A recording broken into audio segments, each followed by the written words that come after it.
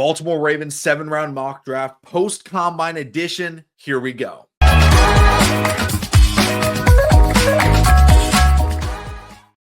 What's going on, everybody? Welcome back to TTB Ravens Media, bringing Ravens content at least every single week, because every Monday, for every offseason we've ever had this channel, I put out a mock draft Monday, 7 rounds, no trades. And as always, please comment your mock drafts below. Let me know your thoughts on my mock draft, the players that I took. And as promised, every single player does have a draft profile that I created.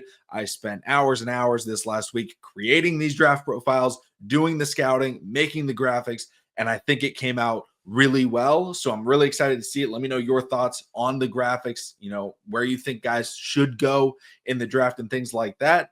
And as I go throughout the rest of the mock draft season, I will have more. I don't know if you guys want access to it, but I do have like a big board sheet that I'm working on right now. I might set up YouTube memberships or set up some way for you guys to be able to see it closer to draft time. It's not finished at all, so I can't really promise anything, but this is where I'm getting my draft profiles. This is where I put all my notes when I do scout, and some people that I scout with, they also put their notes in it as well. So we kind of work together to build out this big, basically draft big board. But with all that in mind, make sure to subscribe. Road to 5,000 subscribers before the season starts. But let's jump right into it. This is the Combine edition. So there are some definite Combine players, and the mock draft simulator, some of them aren't necessarily updated based on the mock draft. So, PFF, I did this one on PFF. They're like thinking some of these picks are, oh, you took them too early. Guys, this is where I think they will go, and players that I would draft. And I'm very excited. So let's jump right into it. Round 1, pick 27, a Combine phenom, someone I drafted last week in the second round, and you guys said he wouldn't be there. And I was like, you know what? He probably won't be there. But in the first round, there's a chance. I'm rocking number 14 today, Kyle Hamilton, because I think we get his running mate, Nick Emmanwori, out of South Carolina. Emmanwori is a absolute freak. He's 6'3", 220 pounds. He ran a 4.3 40-yard dash, like I think it was 4.38 specifically, but at his weight, having a 43-inch vertical, right? The like best comparison for him in, draft history based on the combine was DK Metcalf, another freak of nature. But Nick Emmanwori came out and put on one of the best combine performances the NFL has ever seen in the modern era of the NFL combine. When you look at his play style, people look at that size at safety and they may say like, oh, he's a box safety. I don't necessarily think that's true because one of the things that he does need to work on is a little bit of his tackling. He's a little bit inconsistent in that area, but what he does bring is ball skills. He's opportunistic. He forces turnovers, and he makes plays when he does have the ball in his hands. And I think if the Ravens want to get that top tier secondary, they got to get that, that 3 safety rotation, right? I love Darius Washington. I do want to keep him, but I want Nick Emmanwori and Kyle Hamilton to be the 2 stars. Both of them very big, very smart football players. The other thing about Nick Emmanwori is he is an absolute baller. Like, he wants to play. That's something I really like in an up-and-coming draft prospect is, hey, this guy loves football. This guy wants to win. That's something that I really like. And I think that he should go late first, early second round. I think he could be in the Ravens territory. I think we should absolutely take him. Next up, round 2. This is something that I didn't know exactly where I wanted to go. I looked at wide receiver. I looked at cornerback. I looked at pass rusher.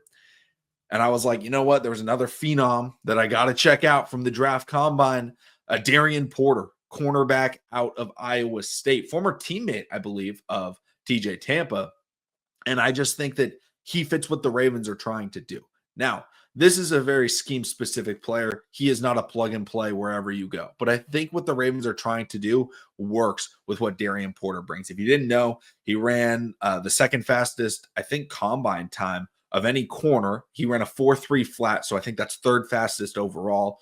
And he had, a great combine. But what he does is he is a downfield presence at the defensive back position. He is an outside corner that wants to play cover 3 bail, or he wants to play in a cover 4 scheme. That's what he's going to do. This is not a player that we would draft to put in the slot, to put in man coverage and have to guard these in-breaking routes. He is a zone-centric player. However, I think with how the Ravens shifted their defense last year, right? And they started to go into a little bit more cover four, a little bit more help over the top. Darian Porter would fit into that system. Him paired with Nate Wiggins would be a absolute nightmare to try and get deep balls on when you have the, really smart football players of Nick Emmanwori as well as Kyle Hamilton over the top. Just having that, if you're running cover four a fair bit, I think it would just be too difficult to throw on. When I watched him initially, and I saw some people comp this guy as well, and I loved him in the draft. You guys know I loved him.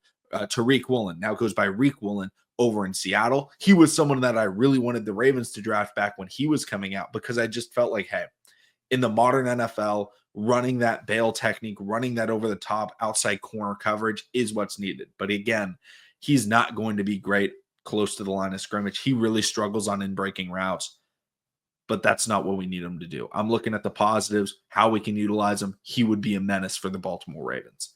Next up, I'm going to be honest with you guys. I am not a offensive lineman scout.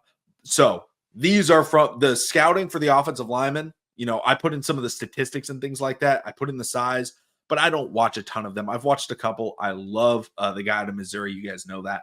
But Wyatt Millam out of West Virginia, 6'6", 313-pound tackle, does have short arms. Some people think, oh, he may need to switch over to guard. Even if that's the case, we could use a guard as well. He played left tackle at West Virginia. Allowed 0 sacks, I think, in the last 3 seasons, 0 hurries in the last 2 seasons. That's something that I really value is production. And he was coming out of West Virginia's the Big 12. They have some good pass rushers there. But that's something that, I really like is, hey, he was at least productive in college, getting him in the 3rd round, even if he just has to, because I think we'll keep a tackle. I think we'll keep Ronnie. So, he could probably play guard for us in his first year. Or, be a backup at guard, be a backup at tackle underneath Ronnie Stanley for the next 2 years, and then eventually be a starter. But I think he could potentially play right away at guard if we need a guard. And he's got the right size. He's got the, production at the collegiate level. I think it would be a good pick to go tackle there. But again, that's not necessarily me saying that, hey, this is the greatest tackle. No. But 3rd round, I think we need offensive line. I feel like he's the best player available at the end of the 3rd for us. Next up, round 4, pick 158. This is one of my favorite players in the draft class. I've talked about him before. Antoine Powell-Ryland out of Virginia Tech. If you haven't watched him before, he's wildly productive. He had, I think, 16 sacks last year. He uses everything in the bag, right? He has a spin move. He can beat you with power. He can beat you off the edge. Now, he doesn't necessarily have the best jump. He doesn't have the best athleticism. However, he does have a fair amount of times where he is able to guess the snap count. He's very intuitive with that. He can beat the guy to the edge and get bent to get to a spot, but that's not the only way he wins. He wins inside. He wins outside. He wins with actual pass rush plans, which is very rare to see a guy that wins like that falling into the 4th round in so many mock drafts. I think he's a round 3 player. I would take him in round 3. I'd be happy with him in round 3. But the way I'm seeing him mocked right now is round 4. I think the value is too good to pass up. And I think even as a situational 3rd down pass rusher, he's absolutely worth it at 6'3", 258 pounds. And again, 16 sacks last year in college football in a Power 5 conference. Antoine Powell-Ryland is one of my favorite players in this class. I think he's a beast. Next up, I went with a running back. I went with Brashard Smith out of SMU. He's a really intriguing player, in my opinion. If you don't know much about him, former wide receiver at the University of Miami, transferred to SMU, basically played 1 year of running back, and was one of the best running backs in the country this last year on a team that made the college football playoff in SMU. He's like violently explosive. You get him any crease and he's going to hit it. He ran sub 4.4. He ran a 4.3, like 9.438 in his 40-yard dash. But when you're watching him, his cuts and just short area quickness and burst is very, very elite. So you get him any space, he's going to make plays. He has terrific vision in open space. I think he has decent vision finding the holes. He's able to go patient sometimes in certain schemes. He's able to go quick. When it's, a wide open gap scheme. But really what I look for in him is just that explosiveness. And again, former wide receiver, this guy's a pass catcher. This guy can go out running any route in the book. I think that looking at him compared to a guy like a Justice Hill, I think I'd rather have Brashard Smith on the field if we're trying to get first downs. Screen game would be phenomenal with him. You can throw him in the slot. You can have him out wide and run routes. He can do it all.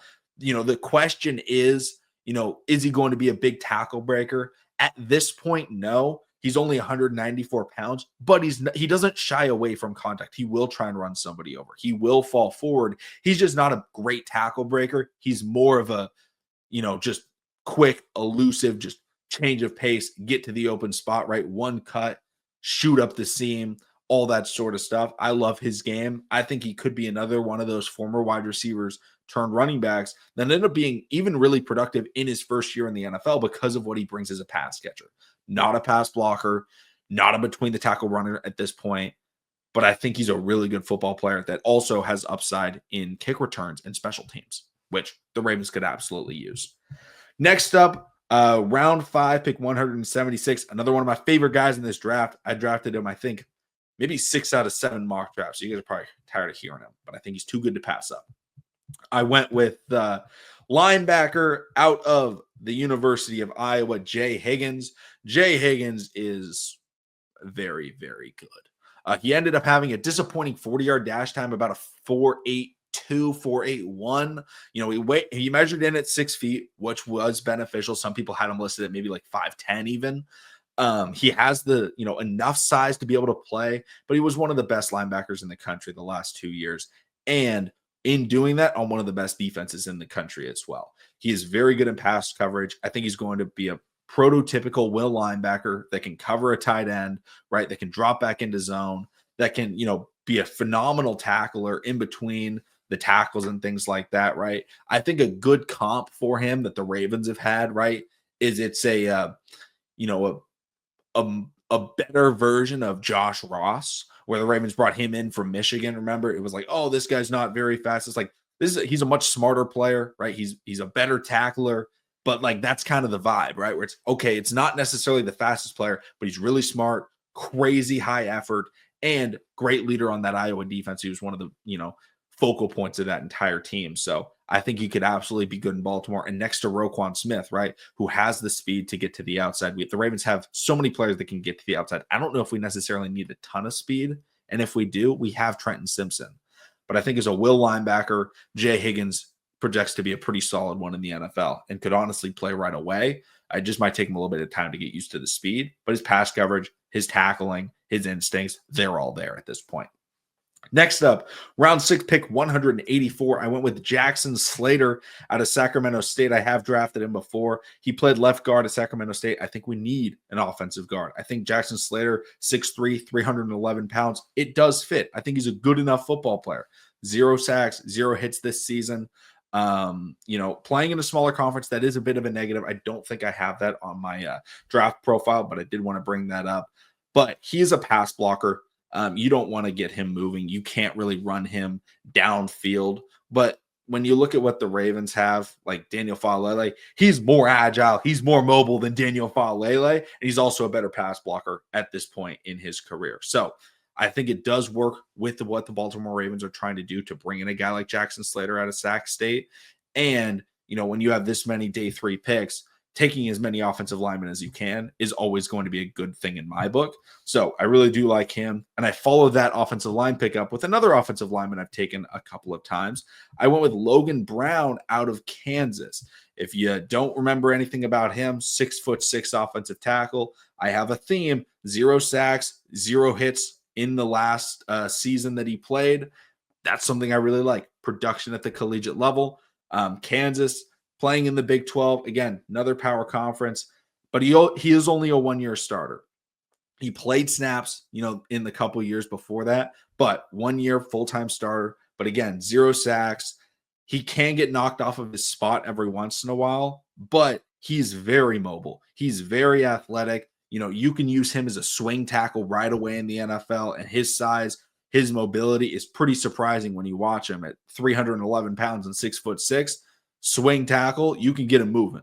And if the Ravens are trying to run Derrick Henry, right, they're trying to run, crack toss, or they're trying to get any sort of pin pull action, I think Logan Brown can definitely step in at that point, step in at, at the goal line, very short yardage situations, and he's going to actually do a pretty good job. So I think he could play a role right away. And I think he does have the traits to potentially develop into a, future starter in the NFL, just not necessarily right away. Next up, I'm unfortunately done with the offensive line. So people that are asking for more offensive line, sorry, you can click off the video. Please don't check out the last 3 picks. But I went with Oronde Gadsden II out of Syracuse. This is a tight end. We don't know what we're doing with Mark Andrews or Isaiah Likely. I'd love to keep Likely, but we have to get another tight end to be a backup. And when you're drafting these late tight ends, it's very rare you get one that can play right away. They're almost always going to have things to develop, and they're almost always developing the exact same thing. They got to develop a route tree. They got to develop their blocking, because most collegiate tight ends are a little bit undersized in the weight and strength department. They're more pass catchers at the collegiate level. Gadsden is exactly that, right? Very good athlete, has good hands. He makes plays. It looks like he knows what he's doing. Sometimes you see a lot of these tight ends in college, and it's just like, okay, they're big. They're kind of, as Chris Berman would say, like they're rumbling, they're stumbling, they're bumbling, like all that sort of stuff. It felt like Gadsden played smooth to me. I don't know if that's an official scouting term, but he felt like he played smooth. That's what I wrote down. But again, getting him in the building as that 4th tight end, as that practice squad player. The Ravens love their practice squad tight ends. They bring them up every once in a while because guys do get hurt. Gadsden is like the perfect candidate for what the Ravens are trying to do. I think he fits with our scheme. I think he fits with how the Ravens have been able to develop. Remember, Likely and Andrews were not run blockers coming out of college. They need massive work. They've both turned into solid blockers. Gadsden, we could do the same thing with him. Next up, pick 213. I went with a wide receiver. This is my first wide receiver in this draft. You guys might be upset about that, but I think you're going to like the player. I go with Dante Thornton Jr., super speedster out of the University of Tennessee, the Volunteer, 6'5", 205 pounds, 4.3 flat, 40-yard dash. Now people are saying, wow, how is this guy going day 3? He does one thing. He is a deep threat. That is why he's going round 3. He does not have a route tree. You are not running him on slants. You are not running him on digs. You're not running him on outs. Like, you're probably not running him, on even crossers. You're running him on posts. You're running him on goes. He ran a little bit of hitches, in Tennessee. I don't necessarily think that's his game, but it's really just he goes deep. He can track the ball very well, which the Ravens do need. They do need a tracker, but he has the speed to get by anybody, and he has the size. He's not a blocker. This is a pure deep threat. A lot of people want it. A lot of people want the big body wide receiver. He's got the hands. He's got the, speed, and he's got the size. That's what he has. That's what he brings. He is a deep threat. But I give a round 4 grade on him because I think he's a really good deep threat. He doesn't, I don't think, project to be much more than that. He had about 650 receiving yards last year as a deep threat. And that's what a deep threat is, right? They're usable players. They're good football players, but they're just not used as much as other players.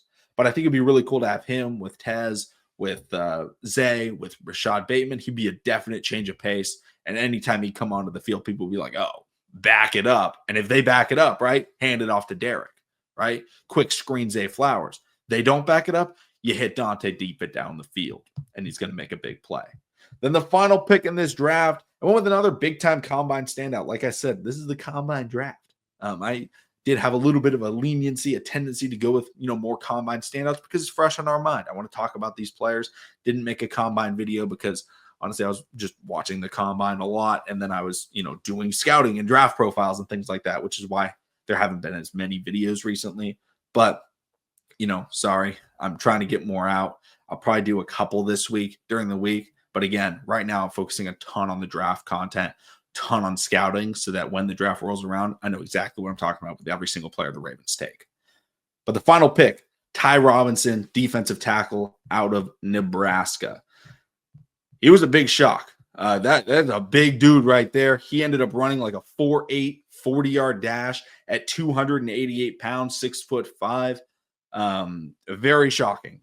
But when he ran that, I was like, oh, wow, this guy has some upside, because right now he had like 5 or 6 sacks last year. I don't expect that to translate. He won on those sacks. They were just him winning on strength. Very hard to do that in the NFL at the D tackle spot. It's possible, but he projects as just a run-stuffing player. He takes on blocks. He's very good at shedding. He has good instincts. He can react to the run plays very well. The question is, can you use him any more than that? I don't necessarily think so. He did have 4 swats, right? I think we're probably losing Brent Urban in the next couple of years to like retirement. We don't know if we're keeping him. He's always a free agent.